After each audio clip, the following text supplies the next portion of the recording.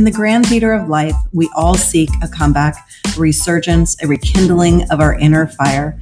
But how do we spark that flame? Welcome to Reignite Resilience. This is not just another podcast. This is a journey, a venture into the heart of human spirit, the power of resilience, and the art of reigniting our passions. Today, joining us is Rand Selig, an accomplished entrepreneur, coach, scoutmaster, board member, and roll up your sleeves conservationist, shares his extensive expertise in this book, which is called Thriving. I know it's not in your bio, but I did pull it up, so I'm super excited to hear about that. With an MBA from Stanford and undergraduate degrees in mathematics and psychology, he excels at managing complex projects globally. He is relentlessly positive and believes he can design his own life, and others can too.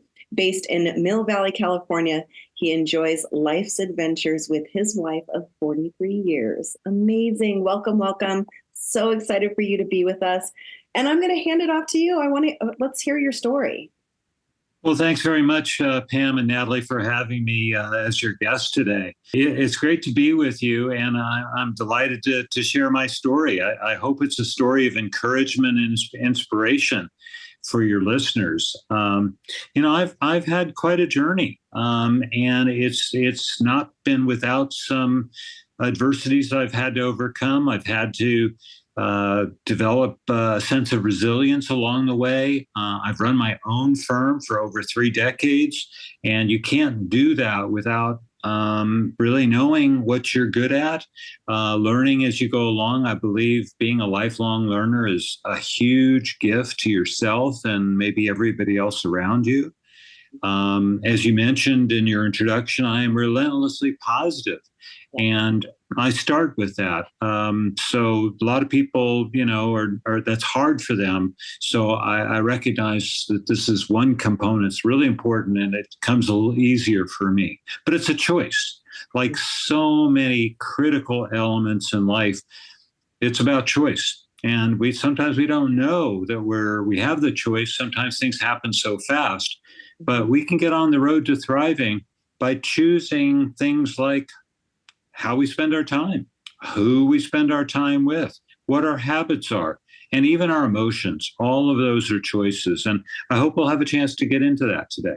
Yeah, and I would love to. And so positivity, so relentless positivity. So have you been that since you were a child? Is that something that changed? Is it something that you were taught? Because I know a lot of people struggle with that.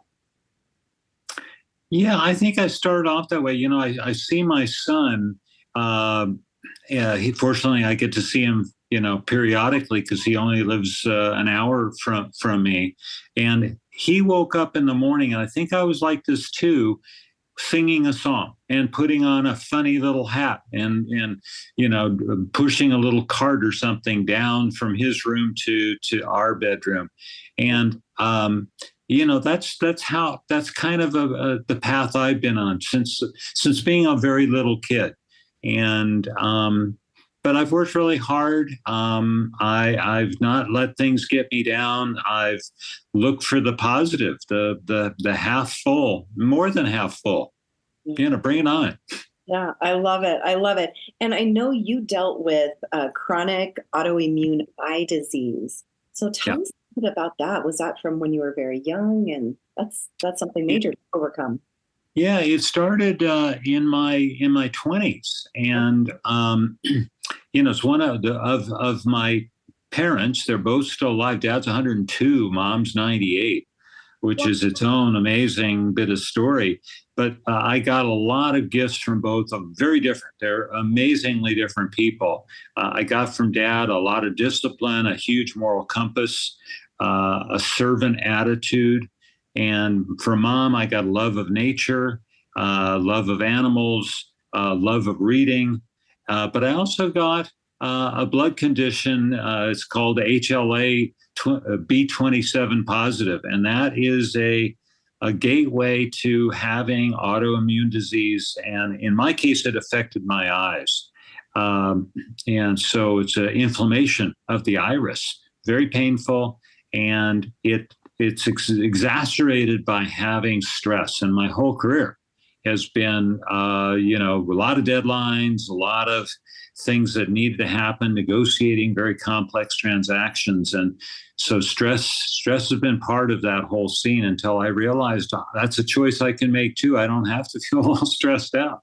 Yeah. So when you're in your 20s, I'm assuming you were in college. So you were going through college at that time? Well, I was, it first started happening when I was at Stanford and getting my MBA. And I remember taking a trip to New York to one of the Wall Street firms for an interview. And I was limping. My body was just under a lot of strain. I had my ankle and my heel were inflamed. And so the doctor gave me a cortisone injection, and that allowed me to get over to New York and interview and get the job offer and all that. But it got worse. And there were times when it would last weeks and weeks and weeks. And but I still had to keep going. Yeah. So here's a person in chronic pain and who is positive. That could give anybody a reason to not be positive and to play the victim cards. And well, I have to say that throughout that period, I became grateful. I could have been a victim. I could have had that victim mentality, but I said, wait a minute, take a look. You've got great doctors. Yeah. They're available. You don't have any problem with paying for, whatever help you need. I have a fantastic wife who's very supportive, a little concerned more than sometimes she needs to be, but that I'll take that. And so being grateful for being able to get through a tough situation like that. And it wasn't just once. It's happened. I don't know how many cycles I've been through, but dozens over many years. I haven't had an inflammation in over 10 years now. I think my immune system is finally getting back to normal as I've aged. Yeah. So, but gratitude's big. In fact, there's this great quote I really want to share with you, which is, the struggle ends when gratitude begins. I love that. And I think that's been whenever I think of the struggle thing, I think of that. And I think of, well, don't wait a moment. Just take a look, see what you can be grateful for. So powerful. I love that quote. And a few months ago, I shared with the listeners that I had that one of those lightning bolt moments when I was doing my morning routine. And I was feeling a little bit of angst because I had all of the deadlines and so many things that were popping up. And I felt myself having anxiousness. And then I had during my morning routine, I posed that question to myself, like, can I be in a place of anxiousness and gratitude at the same time? And you can't, right? Like, there's no way. Oh, that's right. I've been doing a lot of podcasts and I've also been doing a lot of in-person talking. And when I do the in-person talking, I say, okay, turn to the person next to you. If you came with them, even better. But be angry with them and now smile. Mm-hmm. Can you do it? And the answer is no, just like you were saying. No. You cannot. And so I say, use that as a tool. If you find yourself being angry, get the smile going. It'll just move that whole anger thing to the side. It's really powerful. Yeah. I love that. Well, Rand, I feel like being relentlessly positive in and of itself can create opportunities of adversity, especially when we're talking about in the professional standpoint, right? From running your own firm for so many years and having direct reports and the business relationships, all of the things that we know that are involved with running a successful business. Have you seen the adversity that pops up, not necessarily for you, but for other people to really embrace that relentless positivity that you have found in life? Well, I see it time and time again. I mean, it's all around us. And if you're not positive, what are you? You're cynical. You may be angry. You may be afraid. And so this is a choice. And this is a point I've made to all of my clients over the years. We're going into battle. we're now selling your firm. You spent a long time building up. It's a great company, and you're going to now over the next cycle move on to reinvent yourself in some other way. And we're going to go into battle. We're going to go into battle together. And I'm a warrior, and you are too, not in the same way I am, because you've been the warrior building your company and, handling your clients well and your employees well and building a culture. So we're going to join forces, and we're going to go through this, and we're going to do a great job. It's going to be fantastic. So, they look at me and they go, wow, I want to drink that juice. That's good stuff. And we kind of can put all those other things, the cynicism, the fear, the doubts, to the side, saying we're gonna get through this really well, and we're gonna enjoy the process on top of it all. Love it. That's awesome. Exactly. I think that's huge. That's huge. I often hear now, I've never proclaimed or taken the title of being relentlessly positive, but I think I'm just about there. But people often ask, well, how do you stay so positive? And I said, well, if you ever see me and I'm not this, you're probably not going to see me. So that's where we are. Yeah. Well, just scientifically, studies have shown that being positive adds 8 to 9 years to your life. So, now I would think a lot of people would say, okay, I like sign that. me up. Yes, exactly. Sign me up. Yeah. 8 to 9 years to your life. Amazing. Yeah. We know there's so much research done about what stress does to our body. You saw it firsthand, how it impacted your autoimmune disease. So yeah, why not be positive and add those extra years? So much better. We sleep better. We do everything better. So, I love it. Awesome. Well, tell us about your book, Thriving. Yes. What was the catalyst for you to write that? And I know underneath it's how to create a healthier, happier, and more prosperous life. I love it.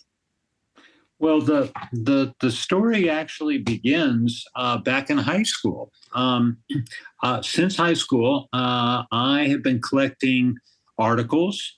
I have been taking notes of books that I thought were just really interesting, and I collected a lot of quotes. My book is full of quotes, and my readers and reviewers say, oh, you put these quotes in such a great place, and it just accentuates the point you're making in such a great way.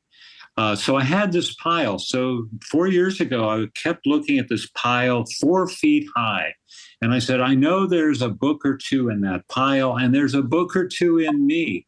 Well, now's the time. Get on with this.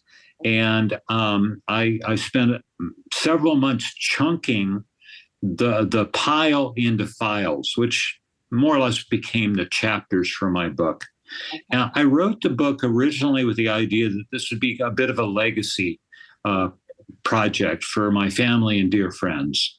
And I wisely picked 3 good friends to share a manuscript with. It was probably the 5th or 6th version of the manuscript, but it was one I was ready to share. And I said, here's why I'm doing this. And all 3 of them independently said, oh, no. And I thought, oh, they don't like it. This is a terrible thing. They said, you have to get it out into the world. It is so important. Don't just share it with, 100 people or something. Get it out there as broadly as possible. This is so important. It's a great time. It probably is never a bad time for this book, but it's a great time now. And so I've been fired up. This is my new mission. It's a big part of my identity. And I really want to help people develop a compass for the road ahead.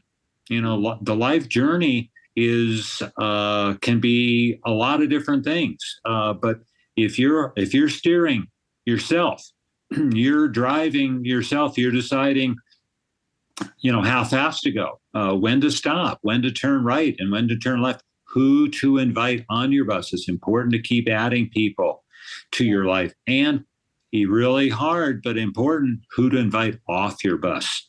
Sometimes we just grow apart from people, or maybe they're toxic or whatever. And it just who's driving?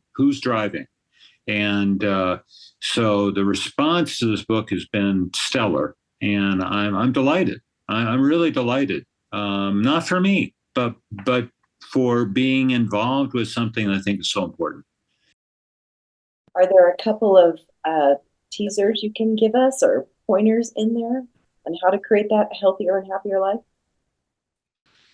Well, there's so many. There are really so many here that do we have the whole weekend to get on and chat and have fun with this? We can. Listen, if we're going to grow ourselves and help our listeners grow, let's do it. Well, let me mention two nuggets here. They're sort of not just single nuggets, but there's a study that was done a bunch of years ago that identified 7 personal qualities that lead to life satisfaction and achievement. So sometimes I pause, I look around, I say, does anybody want to know what those 7 are? Yeah, that's what we're taking notes. It got quiet because everybody was waiting. They're so eager to hear what these 7 are. This is studies that have shown this. So the 7, I'll just go through them quickly. 1 is zest.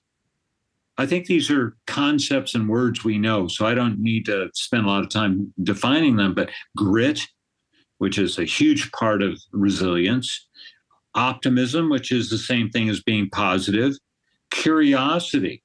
Oh gosh, I want to come back to that in a minute. Gratitude, we already talked a little bit about gratitude. Self-control, especially during difficult times. Yeah. This is where you're controlling your impulses and your desires.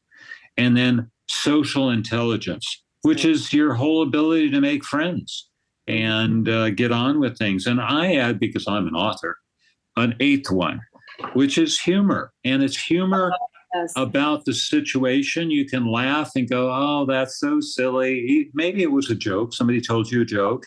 Or maybe it's just you looking at it going, oh, that's so silly. Or laughing at yourself, going, oh, there I am again, Rand, doing that same silly thing. Oh, that's pretty funny.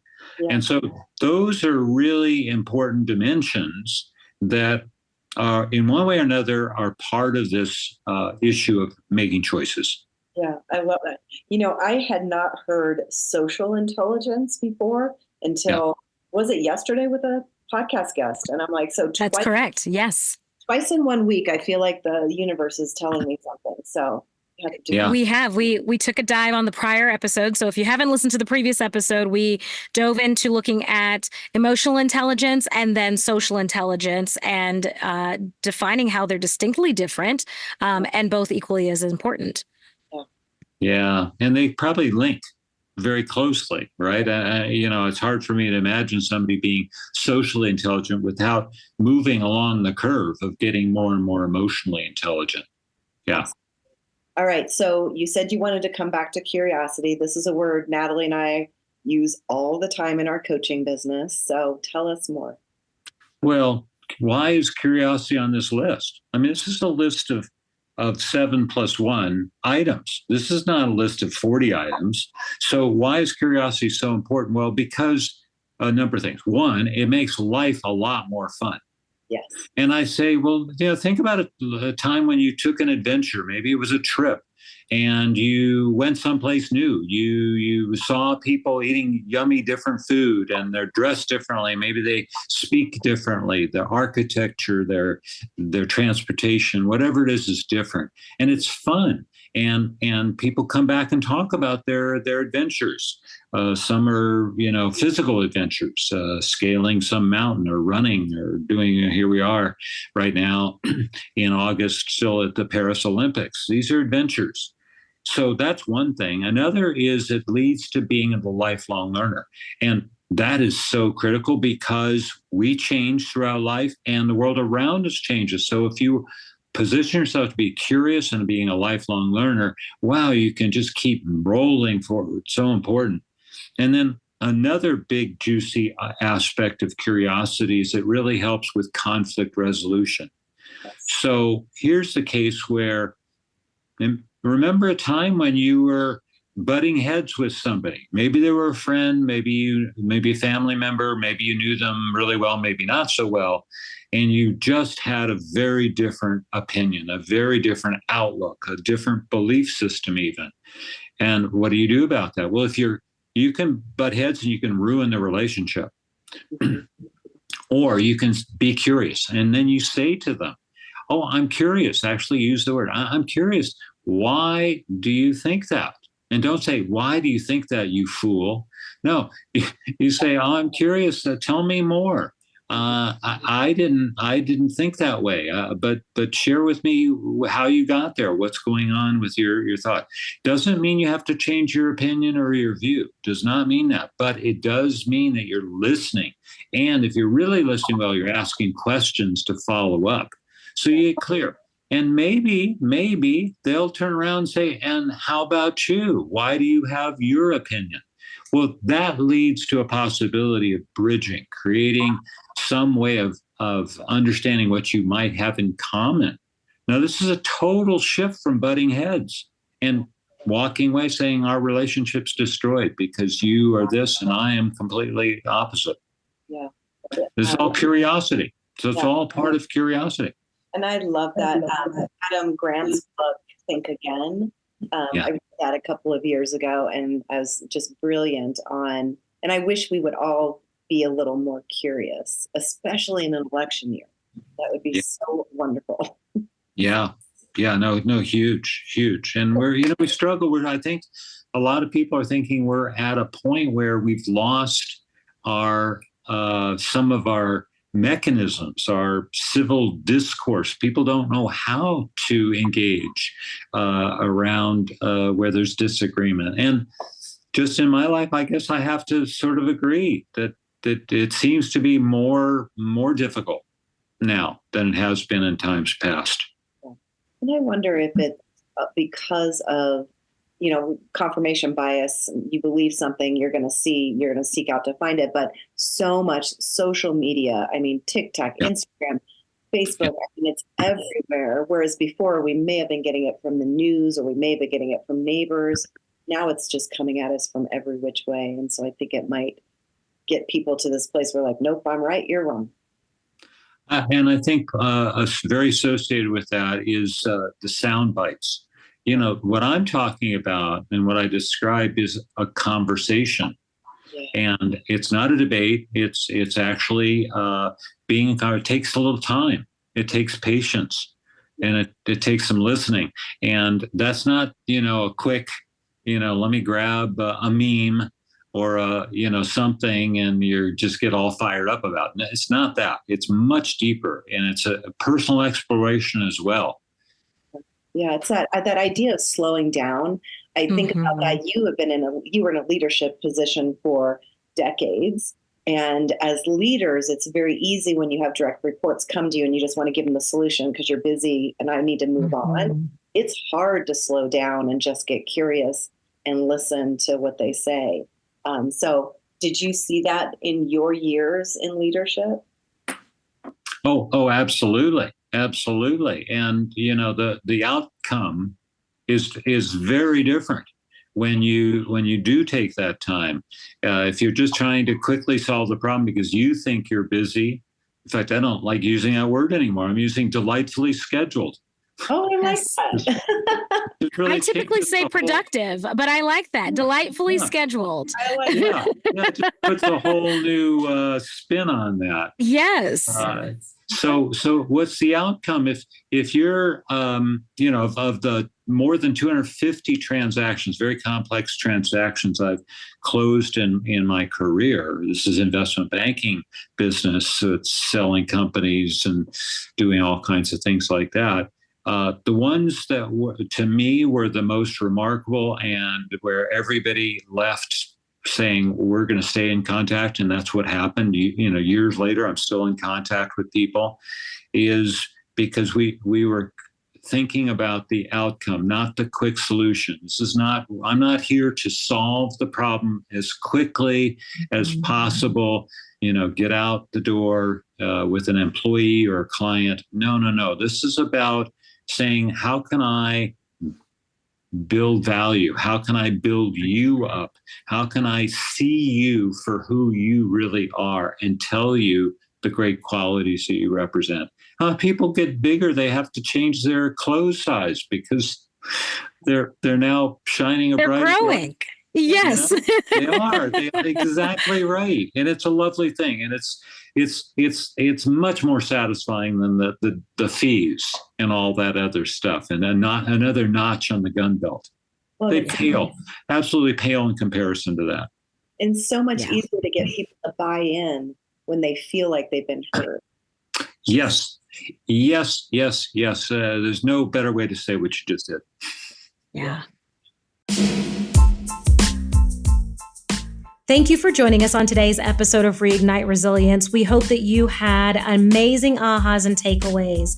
Remember to subscribe on your favorite streaming platform, like it, and download the upcoming episodes. And if you know anyone in your life that is looking to continue to ignite their resilience, share it with them.